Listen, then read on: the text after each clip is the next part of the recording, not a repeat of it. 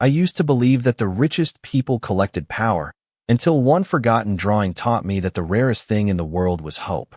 The ballroom shimmered beneath crystal chandeliers, every polished surface reflecting tailored suits, elegant gowns, and smiles practiced for expensive cameras. My annual children's charity auction had become one of the city's most anticipated evenings.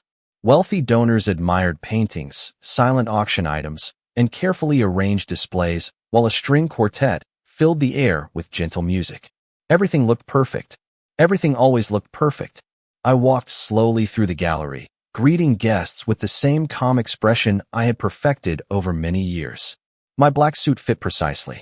The tattoos climbing from my neck beneath my collar disappeared beneath tailored sleeves before continuing across my arms and legs, hidden from curious eyes but never forgotten by me. People whispered when I passed. They always did. Some admired success. Others feared the stories they imagined. None of them truly knew me. For children waited for me at home. They had every comfort money could buy, yet our mansion often felt quieter than an empty church. Ever since their mother passed away years earlier, laughter had become something we borrowed instead of owned. I funded schools, hospitals, scholarships, and charities because generosity was easier than sitting alone at a dinner table with 4 silent children who missed their mother more than they could explain. Near the far corner of the exhibition stood a small collection of drawings submitted by children from local community centers. Most guests barely glanced at them before moving toward larger donations displayed beneath brighter lights. I almost walked past them myself. Then one picture stopped me. It was simple. 3 figures stood beneath a tiny blue roof. A little girl held the hand of a woman wearing a yellow dress. Beside them stood an empty outline where another person should have been. There was no face, no color, only a faint gray shape reaching toward the sky. Above them, written in uneven crayons, were the words, "One day our house will smile again." I stared much, longer than I intended. Something about the drawing refused to let me continue walking. It was not artistic perfection that caught my attention.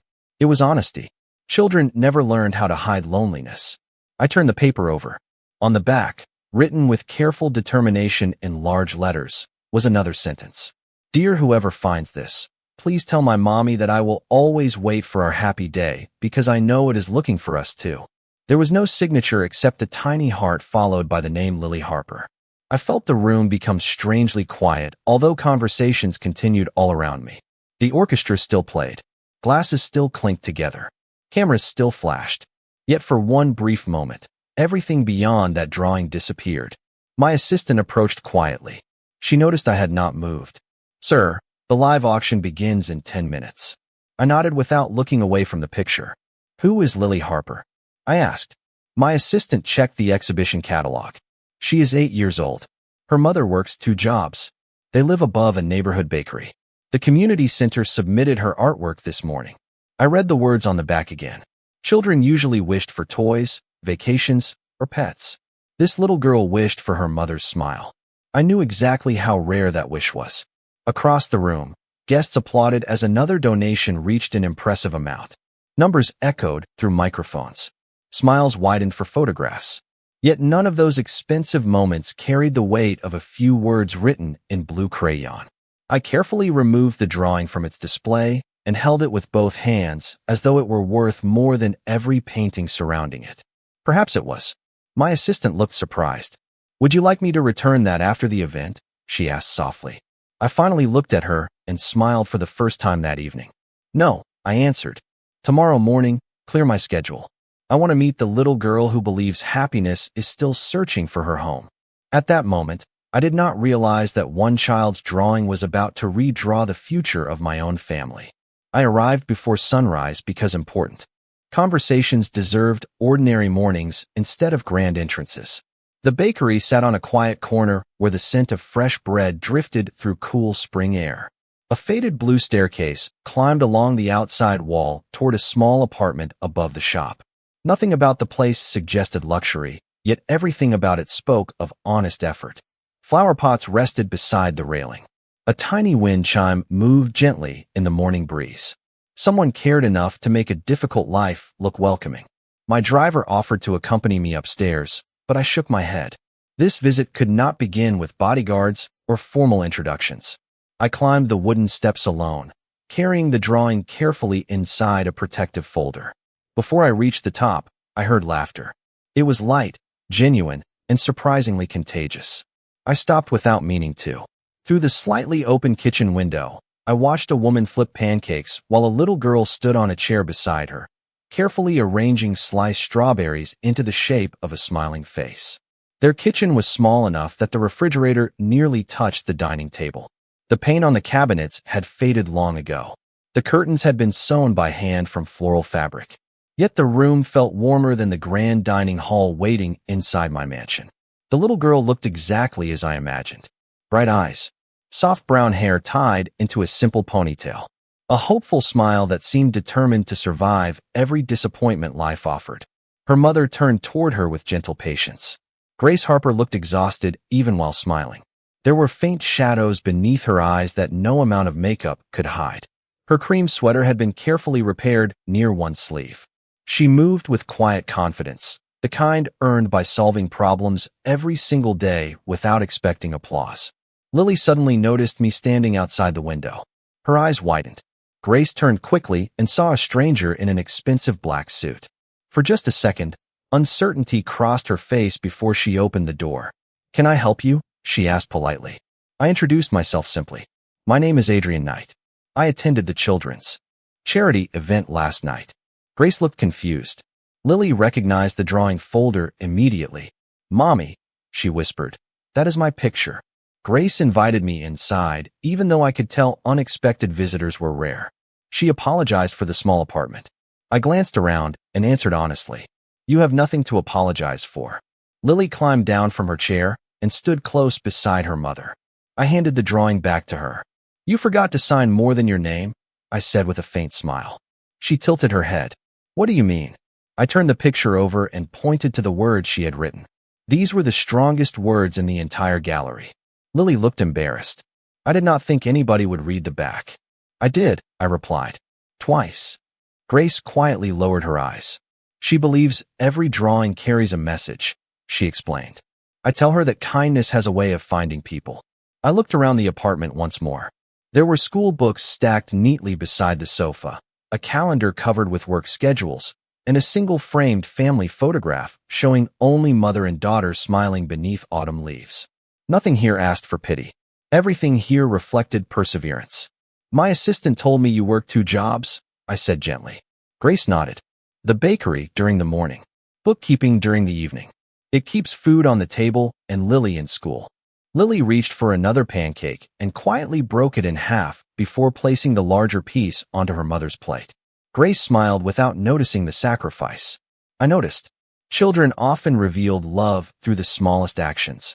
I remembered my own children sitting around an enormous dining table where expensive meals often grew cold because conversation never arrived.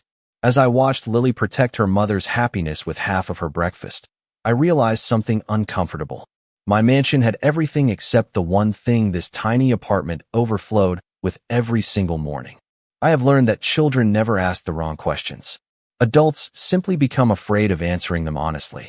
Lily finished breakfast while Grace washed the dishes with practiced efficiency, apologizing more than once for keeping me in such a modest apartment. Every apology sounded unnecessary. Every corner of their home reflected effort instead of comfort, discipline instead of luxury. Before I left, Lily carefully slipped her drawing into a worn folder that already contained dozens of colorful pages. She noticed me looking at it and smiled shyly. "I draw when Mommy has to work," she said. "It makes the apartment feel bigger." I nodded, unable to explain why those simple words stayed with me longer than most business meetings ever had. Grace walked me downstairs to the bakery entrance. The morning customers had begun arriving, greeting her by name with genuine warmth. She thanked each person with the same quiet kindness, whether they bought one loaf of bread or an entire box of pastries. There was dignity in everything she did. Before returning to my car, I handed her a business card. "I would like to invite you and Lily to our family community day this Saturday," I said. "My foundation hosts activities for children every spring." Grace hesitated before accepting it. "I appreciate the invitation," she replied carefully, "but I do not want Lily to feel like someone is doing us a favor." I respected her answer immediately. Then do not think of it as charity, I said. Think of it as a child accepting another child's invitation. My 4 children could use a new friend. Grace studied my expression for several seconds. Whatever she saw convinced her that I meant every word. She smiled softly. In that case, we will come. The drive home felt unusually quiet. The city looked different through the window. Tall buildings no longer impressed me as much as the tiny apartment above the bakery. When I arrived at the mansion, 4 voices echoed through the hallway. My oldest son, Ethan, was helping his younger brother Noah assemble a complicated model airplane. My daughter Charlotte sat on the staircase reading while little Benjamin chased our golden retriever through the living room. They greeted me politely, but there was still a careful distance between us that had slowly grown over the years. We loved one another. None of us questioned that. Yet grief had built invisible walls inside our home, and none of us knew who should remove the first brick. During lunch, Charlotte looked up from her plate. "Dad, did the charity event go well?" she asked. I reached into my briefcase and removed a copy of Lily's drawing that my assistant had scanned before returning the original. I placed it in the center of the table without saying anything. 4 curious faces leaned closer. Benjamin spoke first. "Why is one person only an outline?" Ethan quietly read the sentence written across the top. Noah turned the paper over and slowly read the message on the back aloud. When he finished, silence settled over the room. Charlotte gently touched the edge of the drawing. "She believes happiness is looking for them," she whispered. "That is beautiful." I looked at my children and realized they were not discussing crayons or paper anymore. They were talking about hope. "You are going to meet the artist this Saturday," I told them. Benjamin smiled immediately. Charlotte nodded with quiet excitement. Ethan asked whether she liked board games. Noah wondered if she enjoyed soccer. Questions replaced silence. Curiosity replaced routine. For the first time in months, lunch lasted longer than 15 minutes because nobody wanted to leave the table. As I watched my children imagine someone they had never met, I understood that Lily had already changed our home once before she had even walked through the front door. I used to believe the richest homes held the fullest hearts, but that illusion disappeared the moment I noticed the little girl folding every napkin after dinner as if gratitude alone could fill an empty stomach. By the end of the second week, everyone inside the estate had quietly accepted that she belonged there, yet no one truly saw her except me. Olivia moved through the marble hallways like morning sunlight, never asking for attention, never expecting kindness. She helped her mother carry laundry baskets almost as large as herself. She watered flowers before school. She thanked every employee who handed her a glass of water. And every evening, she waited outside the dining room until the family meal ended before entering with her mother to clear the table. I watched this routine through the security monitors more times than I admitted. It disturbed me because the child never once looked jealous. She simply looked, practiced. One afternoon, I left my office earlier than usual. 4 children were racing across the backyard while autumn leaves danced across the lawn. Ethan tried to organize everyone into an imaginary soccer championship. Emma insisted every team needed matching colors. Noah changed the rules every 5 minutes. Grace laughed so hard she fell into the grass. Then I noticed Olivia standing beside the garden fence with a small watering can, smiling as though their happiness alone was enough to brighten her day. Grace spotted her first. She waved enthusiastically. Olivia immediately stepped backward, almost frightened that she had crossed an invisible line. Before she could disappear, Grace ran across the lawn and held out a bright yellow soccer ball. Olivia hesitated. She looked toward the mansion, then toward the kitchen where her mother worked. Finally, she whispered something I could not hear. Grace simply took her hand. Within minutes, all 5 children were laughing together beneath the enormous maple tree. No one cared whose parents owned the estate or who worked inside it. Children rarely respected the invisible walls adults built. I stood quietly beneath the covered terrace, watching something unexpectedly peaceful unfold. Martha approached carrying fresh lemonade. She followed my eyes and smiled softly. "Children always recognize hearts before status," she said. I nodded without answering. Inside the kitchen, that evening I noticed something else. Amelia apologized repeatedly to the head housekeeper because Olivia had spent nearly an hour playing outside instead of helping. The apologies sounded automatic, as though she had repeated similar words her entire life. The older woman simply smiled and replied that the work had already been finished by everyone else. Amelia looked surprised. She thanked everyone twice. Gratitude again. Always gratitude. That night, I reviewed employee files instead of business reports. Amelia had worked 3 jobs before arriving here. Excellent recommendations. No disciplinary history. Multiple temporary contracts. Countless moves between cities. No complaints. No requests. Nothing except survival. I closed the folder and leaned back. Wealth often attracted people searching for opportunity. Amelia seemed interested only in stability. The following morning breakfast became unusually lively. Noah insisted someone had secretly baked better pancakes than the chef usually prepared. Emma accused him of imagining things. The chef looked offended. Martha struggled not to laugh. Eventually, Grace confessed that Olivia had quietly shown the kitchen staff a recipe her late grandmother once made with cinnamon and fresh apples. Everyone immediately wanted another serving. Even the chef admitted they tasted better. When Amelia discovered what had happened, embarrassment flooded her face. She apologized once more. This time I interrupted. No apology is necessary. Talent should never require permission. Silence settled across the kitchen. Amelia looked at me as though she had forgotten how to breathe. Olivia lowered her eyes. My children smiled proudly. Something changed inside the room during those few seconds. Respect had quietly replaced distance. Later that afternoon, I found a folded drawing resting on my office desk. 5 children stood beneath a giant tree beside a tall man, with dark clothing covered by simple lines that strangely resembled tattoos stretching from his neck to his hands.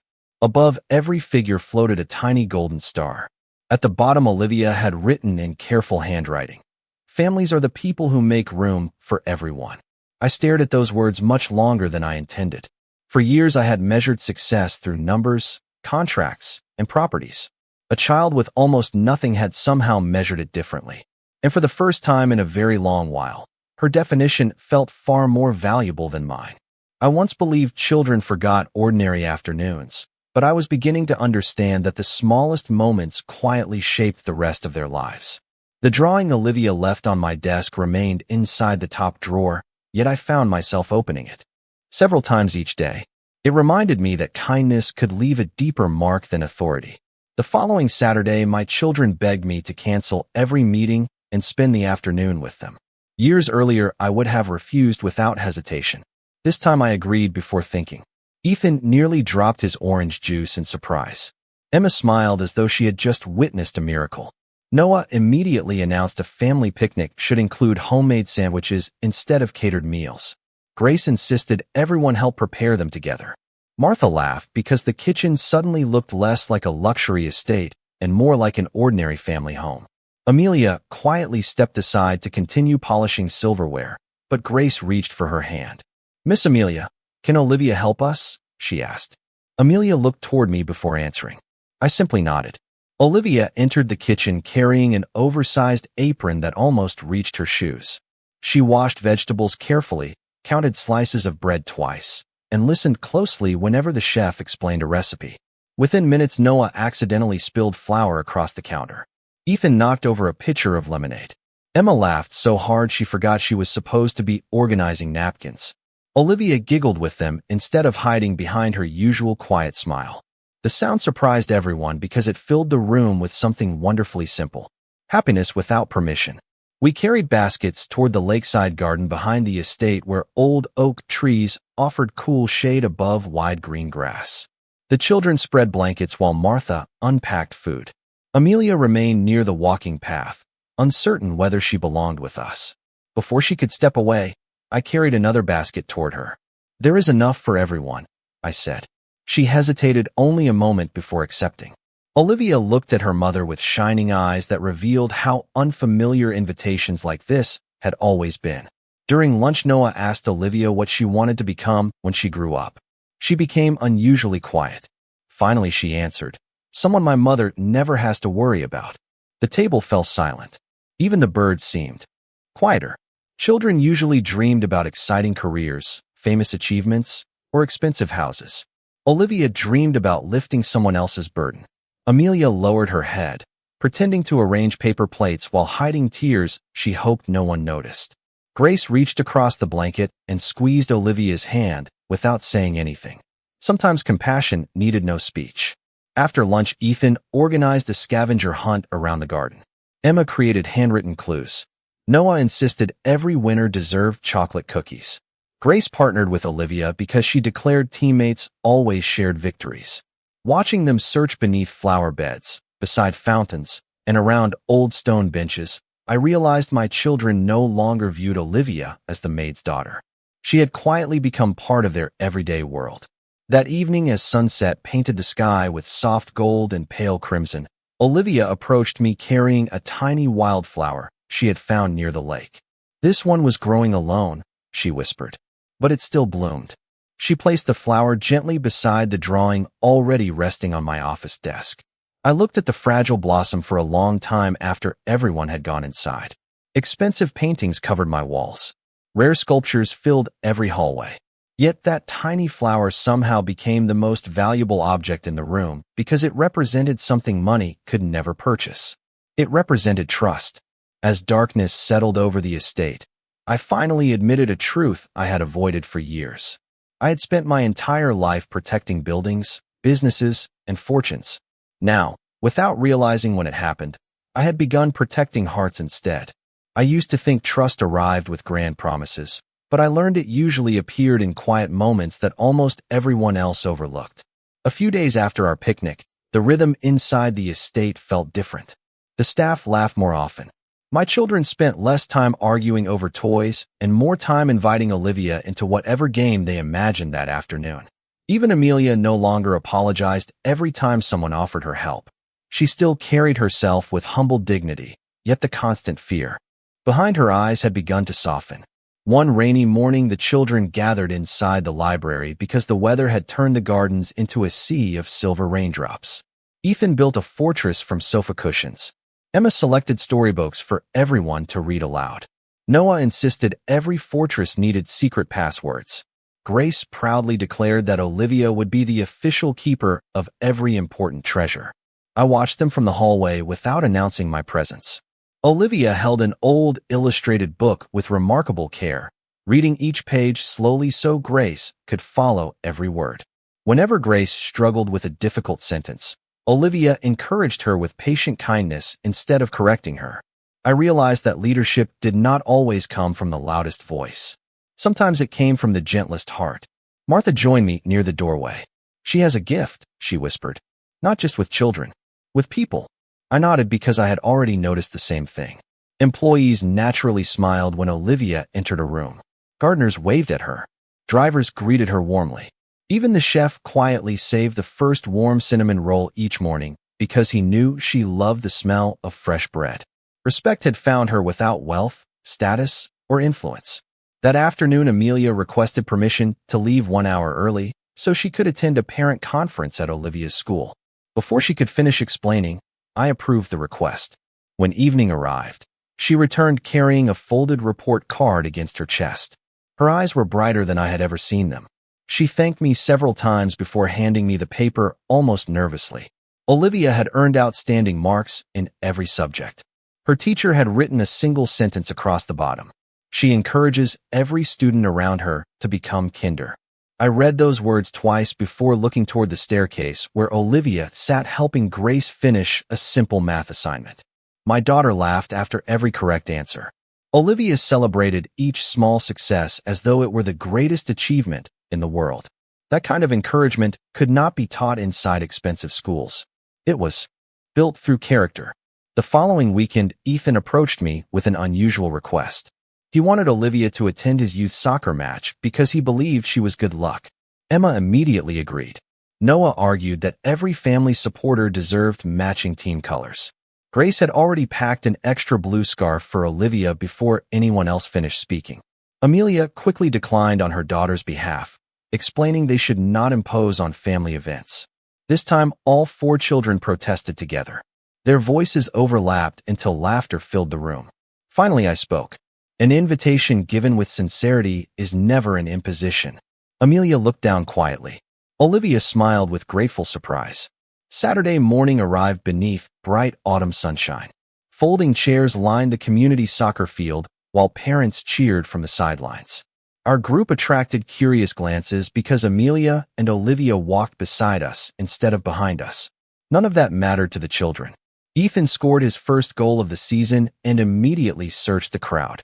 Instead of raising his hands toward me, he pointed proudly toward Olivia and Grace, who were jumping with excitement while waving handmade signs covered with colorful stars. The coach later handed Ethan a small sportsmanship ribbon because he spent nearly the entire game encouraging teammates instead of focusing only on winning. During the drive home, he admitted something unexpected. Olivia said people remember how you make them feel longer than they remember the score. I looked through the rearview mirror. Olivia seemed embarrassed by the attention. She simply shrugged and smiled. As golden evening lights stretched across the highway, I quietly understood another truth that no business deal had ever taught me. Success built impressive buildings, but compassion quietly built the people who would one day fill them with meaning. I used to believe children learned from the adults around them, but one crisp October morning, I realized the opposite was often true. The school hosted its annual Family Appreciation Day, inviting parents and guardians to spend the afternoon inside classrooms before gathering on the athletic field for games and music. My calendar was overflowing with meetings that could have occupied every hour until sunset. Without hesitation, I canceled them all. Ethan grinned when I told him. Emma immediately planned which classroom she wanted me to visit first. Noah announced that I would embarrass him by cheering too loudly. Grace simply hugged my arm and smiled. As everyone prepared to leave, Olivia quietly picked up her backpack and waited beside Amelia near the front entrance. She seemed excited, yet there was uncertainty behind her smile. During the drive, Martha leaned toward me and explained that Amelia had never been able to attend one of Olivia's school celebrations before because work had always come first. This would be the first time Olivia could look into the audience knowing her mother was there. Those simple words stayed with me long after we arrived. The school hallways echoed with cheerful voices and colorful decorations made by tiny hands. Children's drawings covered every wall. Teachers welcomed families with warm smiles. Ethan proudly introduced me to his coach. Emma displayed a science project about butterflies.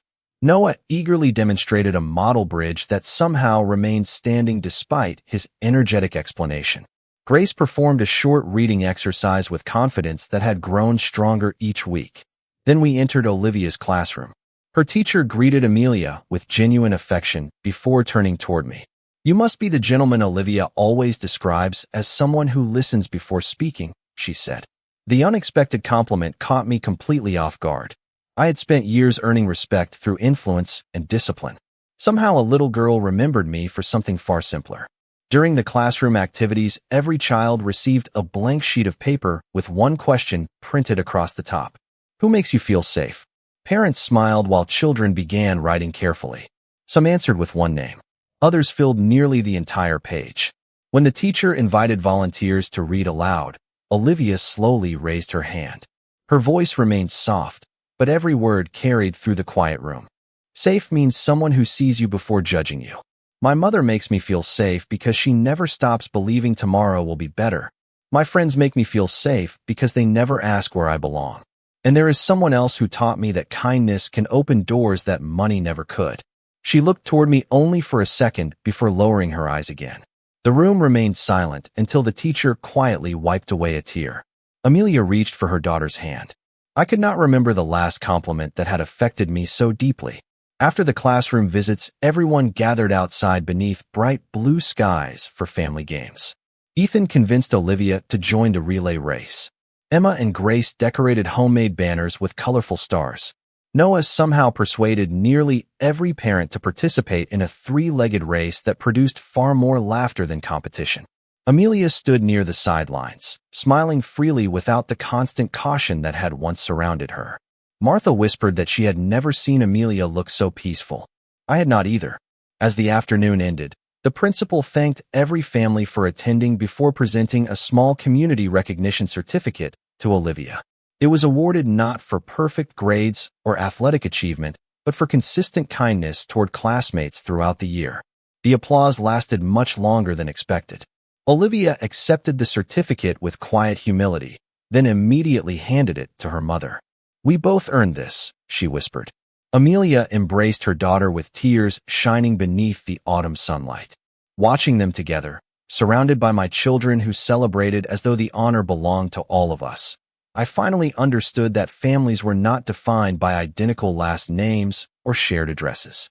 They were built one act of compassion at a time, until complete strangers somehow became the people who felt most like home. I once believed that extraordinary moments announced themselves with celebration, but the most important turning points usually arrived wrapped inside ordinary mornings. A week after the school celebration, the estate returned to its familiar rhythm. Yet nothing truly felt the same. Laughter echoed through hallways that had once been silent. My children no longer separated their lives from Olivia's. Every breakfast included an extra chair. Every afternoon held another shared adventure. Every evening ended with stories exchanged beneath the warm lights of the library. Even the employees noticed the difference. The mansion had become less impressive and somehow far more alive. One Monday morning, Martha entered my office carrying a stack of household reports before placing one unopened envelope on my desk. "This arrived for Amelia," she explained. She seemed nervous after reading it. A few minutes later, Amelia quietly knocked on the door. She held the letter carefully with both hands. "I wanted you to know before anyone else," she said softly. The local community college had accepted her into an evening certification program that would allow her to earn a professional hospitality management credential within 2 years. Tuition assistance had been approved, but she worried she could not balance work, classes, and caring for Olivia. Before she finished explaining, I already knew my answer. "Your schedule will be adjusted," I said. "Education is never an inconvenience." Amelia looked stunned. "But the estate," she whispered. "The estate will continue," I replied. "Opportunities should not disappear simply because someone has worked hard enough to deserve them." Tears filled her eyes. Yet this time, they were not tears of fear. They were tears of relief. That evening, she shared the news with Olivia. The little girl wrapped both arms around her mother and laughed with pure excitement. "One day I will clap even louder when you graduate," she promised. I quietly walked away before they noticed I had overheard them. Some conversations deserved privacy. Autumn slowly gave way to the first hints of winter. One Saturday afternoon, the children insisted on decorating the estate for the holiday season earlier than usual. Ethan carried boxes of lights. Emma carefully arranged handmade ornaments. Noah somehow tangled himself in nearly every strand of ribbon. Grace convinced Olivia to help decorate the enormous evergreen. Standing inside the grand entrance hall, Martha supervised everything while pretending not to notice the cheerful chaos surrounding her. Amelia watched from the staircase, smiling with quiet disbelief. She later admitted she had never owned a holiday tree large enough to decorate before. Grace immediately handed her a glass ornament painted with tiny silver stars. "Every family adds one," she said. "Now you have one too." Amelia accepted it with trembling hands. I watched her carefully hang the ornament near the center of the tree instead of hiding it near the bottom. That single gesture revealed something remarkable. She no longer believed she belonged in the shadows. A few days later, Olivia asked whether she could give everyone handmade gifts instead of buying presents. She spent evenings folding paper, painting bookmarks, and writing personal letters to every member of the household. Mine arrived inside a simple envelope decorated with blue stars. When I opened it, I found only one sentence written in careful handwriting. "Thank you for making kindness feel normal." I read those words several times before placing the letter beside the flower and drawing that remained inside my office drawer. Those 3 simple gifts had become the greatest treasures I owned. On the evening of the estate holiday gathering, employees arrived with their families. Children ran through the decorated halls. Music floated gently through every room, and warm cinnamon filled the air. No one spoke about titles, positions, or wealth. They spoke about gratitude, memories, and hope for the coming year. Looking around the crowded room, I realized something extraordinary had happened without any formal announcement. The mansion had stopped being only my home. It had quietly become a place where lonely people found belonging, where exhausted hearts discovered rest, and where a little girl who had once hidden her hunger now freely shared joy with everyone around her. As snow began falling softly beyond the tall windows, I understood that the greatest inheritance I could ever leave my children would never be measured in property or fortune. It would be measured in the number of lives. transformed because someone had chosen compassion before convenience, dignity before judgment, and love before distance. The silence after everything happened felt louder than any argument we had ever shared. I stood by the tall windows of the mansion, watching the city lights flicker beneath the night sky. Millions of people were moving through their lives, unaware of the secrets hidden behind these walls. I used to think this world belonged to people like him, people with power, people who never had to ask permission. But now I understood something different. Even the most powerful person could be trapped by the weight of his own choices. I heard his footsteps behind me before he spoke. I did not turn around. I already knew the sound of his presence. It was strange how someone who once made my heart race with fear had become someone whose silence I could recognize. "You are still planning to leave." His voice was calm, but I heard the emotion beneath it. I looked down at my hands and remembered the first night we met. I remembered how small I felt standing beside his world. I remembered believing that he only saw me as a responsibility, a problem he needed to solve. I was planning to leave because I thought I had no choice, I whispered. "And now?" he asked. That question stayed between us, because the truth was complicated. He had changed. Not completely, not magically, but enough for me to notice. The man who once controlled every room he entered had started listening. The man who believed money could fix anything had learned that some wounds could only heal through patience. I turned to face him. He looked different from the man I first saw. Still powerful, still impossible to ignore. But there was something in his eyes that was not there before. Uncertainty. "You built an empire because you were afraid of losing everything," I said. "But somewhere along the way, you forgot that people are not things you can protect by controlling them." He lowered his gaze for a moment. A small movement, almost invisible, but I knew it mattered. This was a man who rarely admitted weakness. "You were the first person who ever said that to me," he said. I almost smiled. Maybe because everyone else was afraid to. The corner of his mouth moved slightly. It was not the confident expression the world knew. It was something quieter, something real. Outside, the rain began tapping against the glass. The same sound that had followed us from the beginning. A reminder of the night when two completely different lives collided by accident. I used to believe that moment ruined my life. Now I wondered if it had actually forced both of us to become different people. "If you walk away, I will not stop you," he said. His words surprised me. The old version of him would have demanded, would have decided, would have taken control. But this time, he gave me a choice. "Why are you saying that?" I asked. He looked at me for a long moment before answering. "Because I finally understand that protecting someone does not mean owning them." My breath caught. Those words meant more than any promise he could have made. I stepped closer, not because I was afraid, not because I was trapped, because I chose to. The distance between us felt different now. It was no longer a wall. It was a bridge. "You changed," I said softly. He shook his head. "No. You reminded me who I was before I became someone I did not recognize."